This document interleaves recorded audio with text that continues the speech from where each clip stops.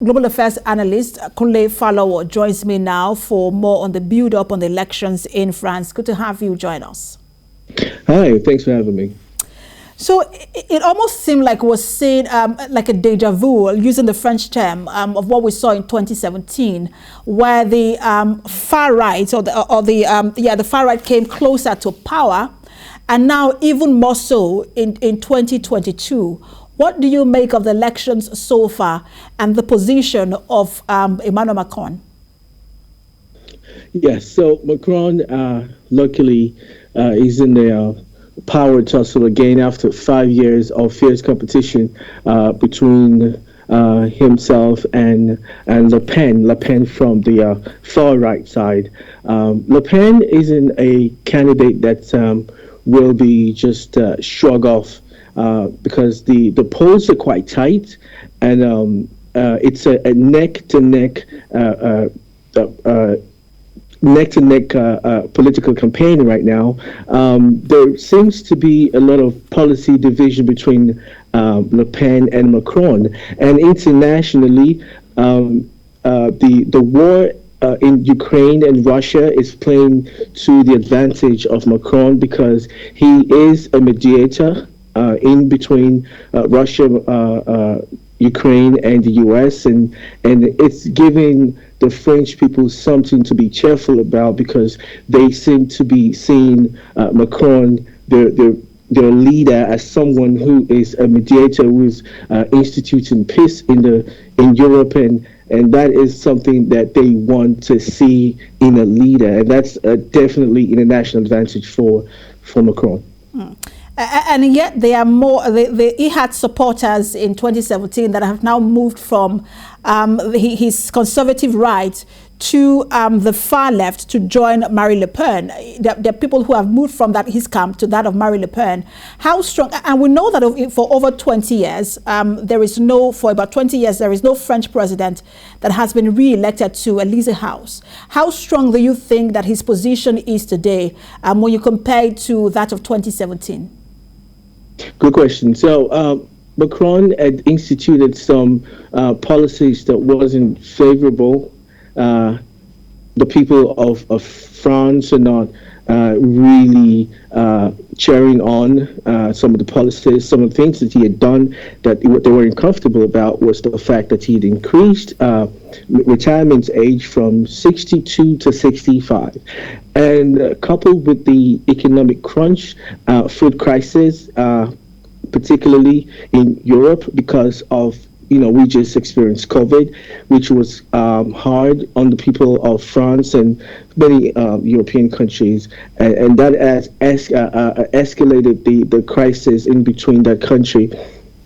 And of course, we're talking about also unemployment. Unemployment has risen to 10%, and he had promised to reduce it to 7%. That hasn't been achieved. On the contrary, the opposition are saying that they will waive taxes for people between the ages of 30 and 35, which is something that's quite interesting to talk about. And they're also trying to come up with a referendum as far as is it okay for the people of France to allow immigrants join the country, or will they have another controversial issue in France, for instance, having Muslim women wear hijab in public places? Is that okay for people? Those are some of the pertinent questions that is affecting the society in France, and it's an institutional problem also. But the one factor that is kind of working for Macron right now is the international factor, like I said, because of the fact that he's a mediator, and there are likely chances that all of those local issues will be waved aside, and the big picture now is the war in Ukraine and Russia, and he's playing a very fundamental role in it. And also, he is chairing the Economic Council of Europe, which have about 27 member countries in there. So that's that leadership role. He's been doing it very right, and that will be a plus for him definitely during the second round of election. And we've seen how the role he played, and I'm talking about President Macron, on the international stage in terms of the war in Ukraine. He held meetings with President Putin, and people felt like he showed leadership. We also saw when President Trump on the global stage seemed very difficult to have a conversation with. He was the one who also stepped forward to have that conversation with him. But when you look at the presidency of Emmanuel Macron and the likely presidency of Marine Le Pen, how do you think it will play out on the world stage? Well, Le Pen is more like a populist president, a version of Trump, and they are more nationalist in nature. Unfortunately, there's some people in France that are very nationalistic in nature, and they tend to favor some of the policies that she's coming up with.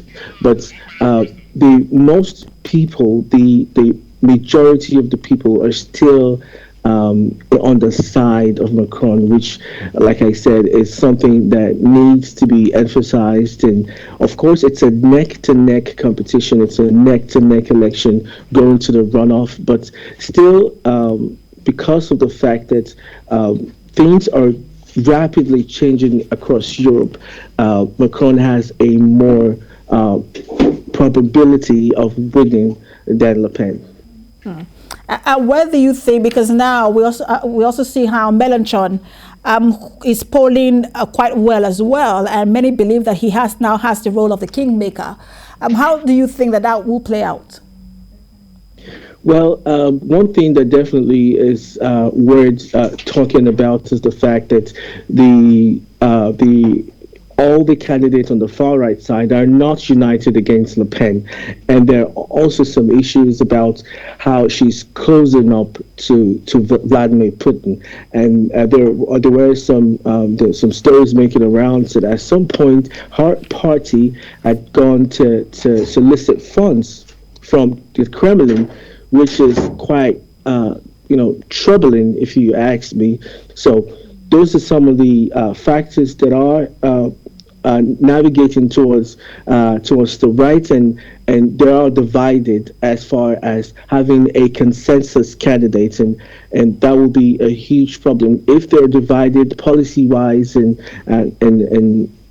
strategy-wise. It will give an added advantage for Macron going further.